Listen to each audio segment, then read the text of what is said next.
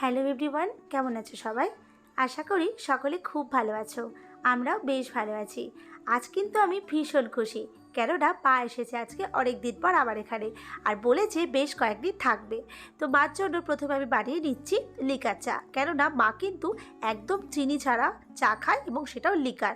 কেননা মা কিন্তু ভীষণ পরিমাণে হেলথ কনসাস, কিন্তু আমি তো একদমই মায়ের উল্টো, মানে আমি যত রকম উল্টোপাল্টা খাবার খাই আর কি। আমি কিন্তু ঘন দুধের দুধ চা খেতে ভীষণ ভালোবাসি। তোমরা যারা আমার ব্লগ রেগুলার দেখো তারা কিন্তু এটা জানবে।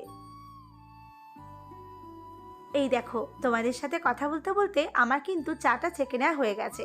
তো এবার আমি চাটা মায়ের এখানে নিয়ে এসেছি। তো দেখলাম মা ফোনে একটু বাপির সাথে কথা বলছিল। তো কথা বলার ফাঁকেই মা আর আমি দুজনে গল্প করতে করতে চাট আর বিস্কুটটা খেয়ে নিলাম।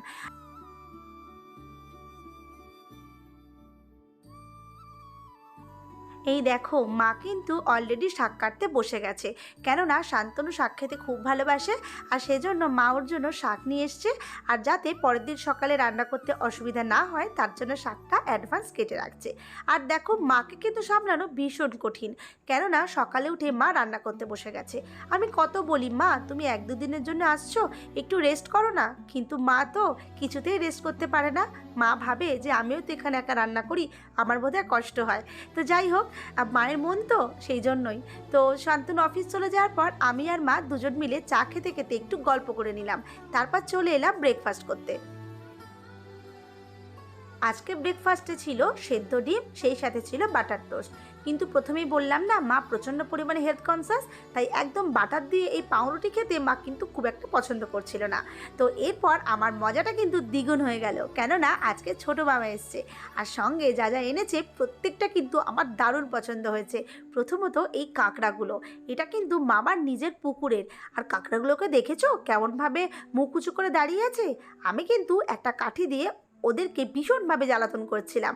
তখন মা বলল, এগুলো করিস না, তাহলে কিন্তু ওরা কামড়ে দিতে পারে। এই দেখো মামা আর কী কী এনেছে, যা প্রত্যেকটা কিন্তু বাড়ির গাছের।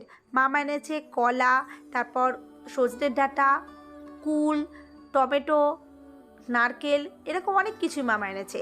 আর মা কিন্তু সেই টমেটো বাছতে বসে গেছে। আর এই টমেটোগুলো কিন্তু দেশি টমেটো। শুনেছি এই টমেটোগুলো ব্যাপক টক হয়। আর মা কথা দিয়েছে যে এই টমেটোগুলো দিয়ে নাকি একটা সুন্দর রেসিপি বানিয়ে খাওয়াবে। তো আমি কিন্তু অপেক্ষা করছি রেসিপিটার জন্য, আর রেসিপিটা অবশ্যই তোমাদের সাথে শেয়ার করব। তো মা দেখলাম টমেটোগুলোকে ভালোভাবে ধুয়ে একটা প্রেশার কুকারের মধ্যে নিয়ে নিয়েছে। এছাড়াও আরও নিয়েছে দুটো আলু, এগুলোকে মা খুব ভালোভাবে ছাড়িয়ে দিয়ে এই প্রেশার কুকারের মধ্যে দিয়ে দিল। বোধহয় আলু আর টমেটোটা সেদ্ধ করবে। তো দেখতে থাকি মা কীভাবে রেসিপিটা বানায়।